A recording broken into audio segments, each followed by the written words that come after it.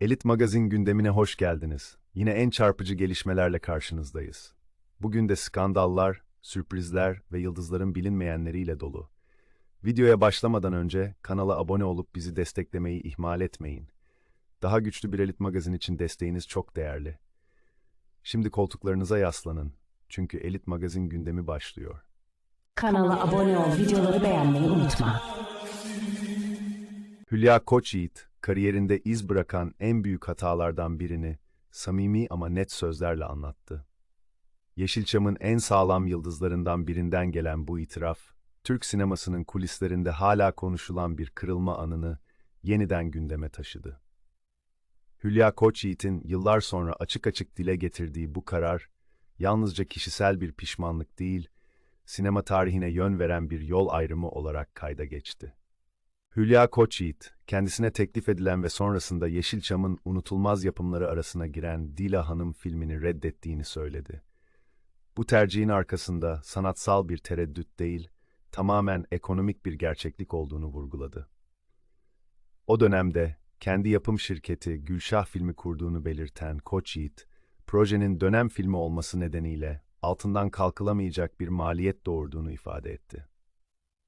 Koçyiğit'in anlattığına göre, yönetmen Orhan Aksoy elinde bir romanla gelerek bu hikayenin hemen filme alınmasını önerdi. Romanı okuduğunda olayların 1800'lü yıllarda ve Balkanlarda geçtiğini fark eden Koçyiğit, çekim koşulları ve bütçe yükü nedeniyle projeye mesafeli yaklaştı. Balkanlarda yapılması planlanan çekimlerin maddi açıdan büyük bir risk oluşturduğunu düşündü ve bu nedenle teklifi geri çevirdi. Bu karar, kariyerindeki en ağır keşkelerden biri olarak hafızasına kazındı. Asıl kırılma ise hikayenin daha sonra başka bir yapım şirketi tarafından günümüze uyarlanmasıyla yaşandı. Senaryonun bu şekilde yeniden ele alınması, Koçyiğit'in kendi ifadesiyle büyük bir pişmanlık duymasına yol açtı. Çünkü bu yeni versiyonun başrolünde Türkan Şoray yer aldı ve film sinema tarihinde güçlü bir iz bıraktı. Koçyiğit, bu noktada fikrin dönüştürülebileceğini o an düşünememiş olmanın kendisini derinden yaraladığını açıkça dile getirdi. Bu itiraf, yalnızca kaçırılmış bir rolün hikayesi değil.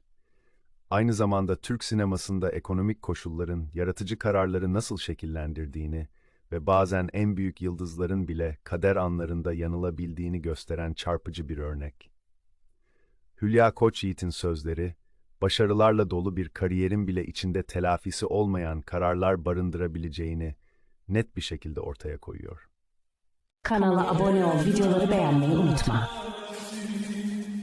Ekran önünde başarıdan başarıya koşan Afra Saraçoğlu, bu kez ışıltılı projelerden değil, hayatın sert gerçeğinden yakındı.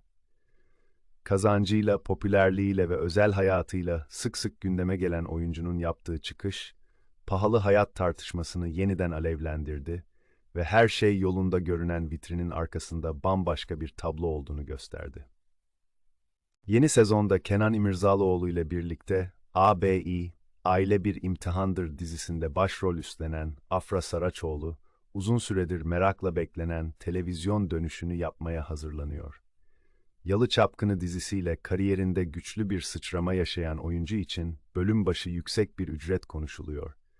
Ancak Saraçoğlu'nun gündem olan sözleri ne proje ne de kazanç oldu. Katıldığı bir programda yöneltilen "Şimdiye kadarki en pahalı pişmanlığın nedir?" sorusu, oyuncunun sitem dolu cevabıyla bambaşka bir yere evrildi.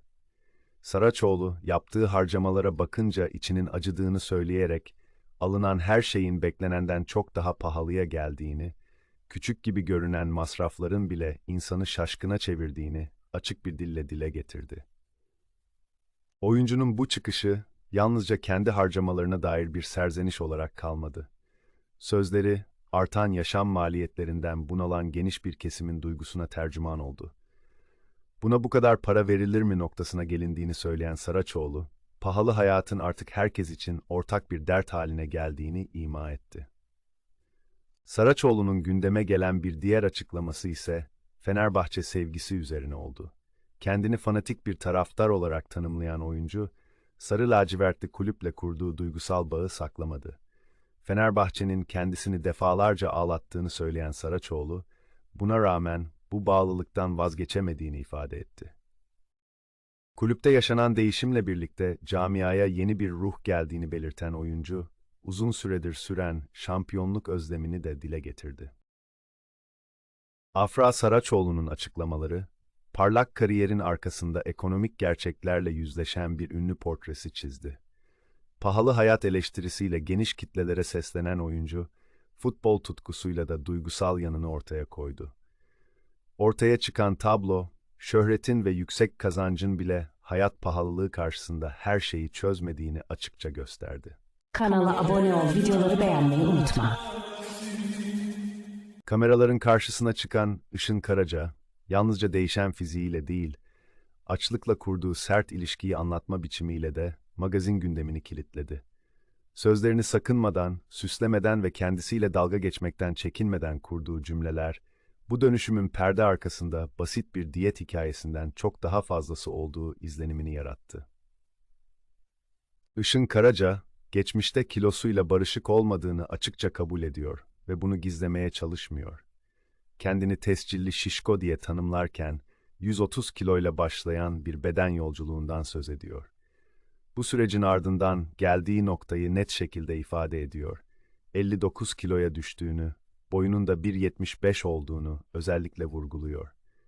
Bu netlik, yıllardır hakkında konuşulan ölçü ve kilo tartışmalarına kendi ağzından kapanış yapma isteği olarak okunuyor. Zayıflama sürecinin merkezine aralıklı orucu koyan Karaca, beslenme düzenini vücudu şaşırtma fikri üzerine kurduğunu söylüyor. Günün büyük bölümünde bedeni dinlendirdiğini, tek öğün beslendiğini ve bu düzeni evinde de uyguladığını anlatıyor. Geçmişte yataktan kalkıp dürüm yiyebilen biri olduğunu söylemesi, yaşadığı dönüşümün yalnızca kilo değil, alışkanlık değişimi olduğuna işaret ediyor. En çok konuşulan detay ise açlık krizleriyle baş etme yöntemi oluyor. Çok acıktığında mutfağa yönelmek yerine dişlerini fırçaladığını, bunun iştahı kestiğini açıkça dile getiriyor.